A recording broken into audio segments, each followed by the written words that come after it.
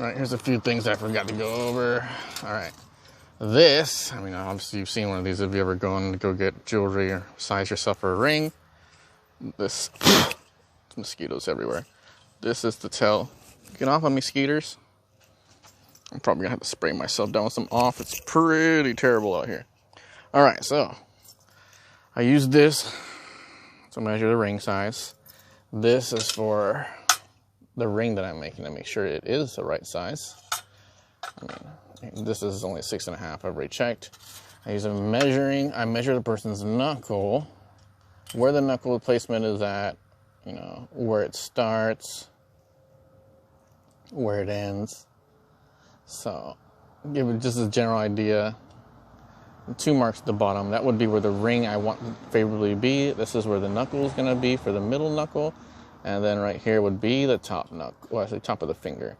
Just to give an idea how long the finger is going to be. I also measure, which I don't have it right here with me, but I use a pencil to measure the depth of the grooves inside of your fingers. Because if you notice, sometimes if you have a certain type of ring, it feels like it gets tired of being on there because it's not comfortable, because it exceeds the amount you want to feel between your fingers.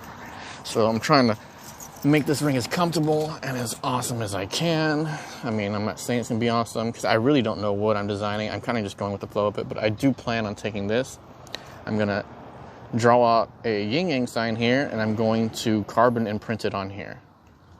I'm gonna use that same design to do another carbon print on some black bone or buffalo horn. That way I have 2. So I plan to actually cut this out.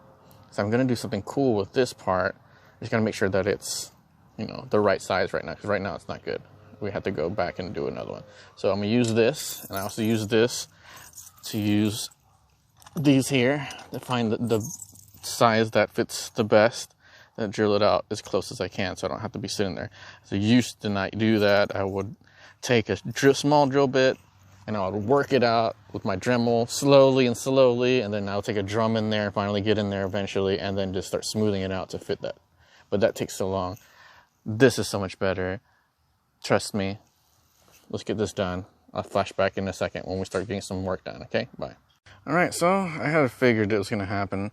I was using the vice grip to hold this down to drill it out farther, but that little piece right there and this actually broke. You can't see right now, but if I actually use the vice grip, it just like cracks inside. This thing's gonna fall apart if I try to use it.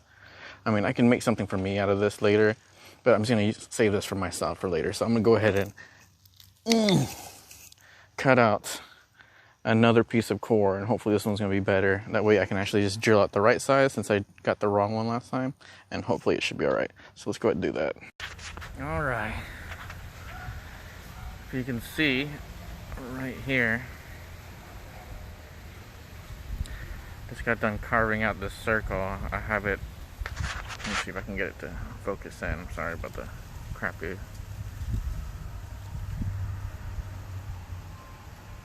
Just won't, there we go.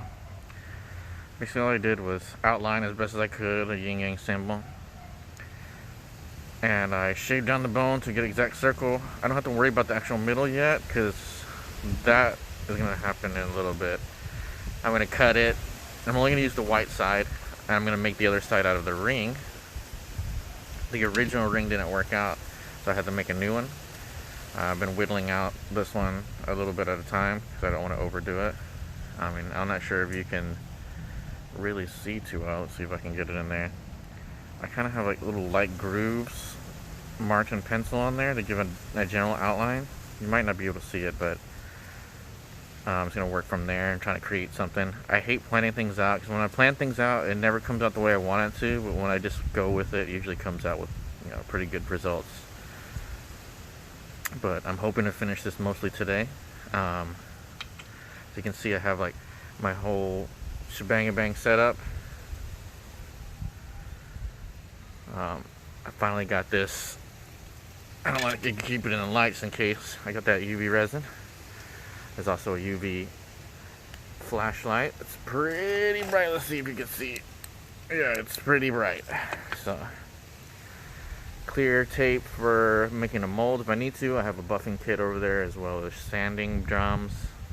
I have a whole bunch of pieces. I have more over there. I mean, I have plenty of stuff. I'm just trying to get everything done. Again, I'm probably not going to show you the whole process just because it takes too long and it takes too much out of my concentration when I'm making stuff. So I'm going to try to get it as close as I can to being somewhat presentable, and then I'll give you another clip. Until then, let's go ahead and... What is in front? Oh, it's just a reflection of the light. Okay, well, I have it curing right now. It's pretty much cured. This stuff is amazing. Like, is amazing. Like, within seconds, it's already hardened and, like, cured. Like, this is insanely good. Like, I found my new go-to. Because most things I try to do crazy stuff like this, I can't pull off because it takes like 24 hours. I have to wait and then I have to shave it down. But this is just amazing. Highly recommend. Okay, so what I did was I cut out a little piece in the shape of half of a yin yang. I drilled and bored a hole, and I took that new UV resin I had and I set it in there kind of deep, and I'm gonna sand it down until it matches up. But it literally is amazing. Like, it cured within like only not even 2 minutes. Like, it was already hard, and like I'm probably gonna give it a little bit longer just so, because I'm gonna shave it down, but that worked so much faster than I expected. Alright, I'm basically done. Took the piece, I etched it in there, glued it down, started shaving some designs in there. I just kind of went with it. I hate planning stuff out. It usually doesn't come out the way I want it to when it planned out. I drilled a line. I filled it full of some, glitter, resin epoxied it, or UV epoxied it.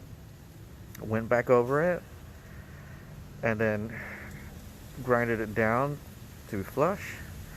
I wanted to try to get a piece of bone in there to complete the circle with white. It really makes it pop that much more with the white, but I can't get in there. I tried using powder, the bone powder that was made from carving, to make the white, but for some reason it just doesn't show up once it's in there. So I'm gonna take some acrylic paint. Well, first and foremost, I'm gonna go back over it with a little sander, sand off the edges as much as I can, and try to round it off in the places that I need to. And then once I'm done with that, I'm going to wet sand it. I'm going to fill this hole with some white acrylic paint, and then I'm going to resin epoxy it shut, and then I'm going to buff back over it. Hopefully I get the look I want. And then once I'm done, I'm going to round this off, and then I'm going to try to buff it, but if it doesn't come out the way I want it to look buffed, then I'm just going to go back over it, sand it again, and I'm just going to resin epoxy the whole thing, because it'll come out crisp looking, but we'll see. So you'll see how much this is going to transform. It doesn't look like too much right now. I kind of like it, but we'll see what happens once I clean it up. Okay.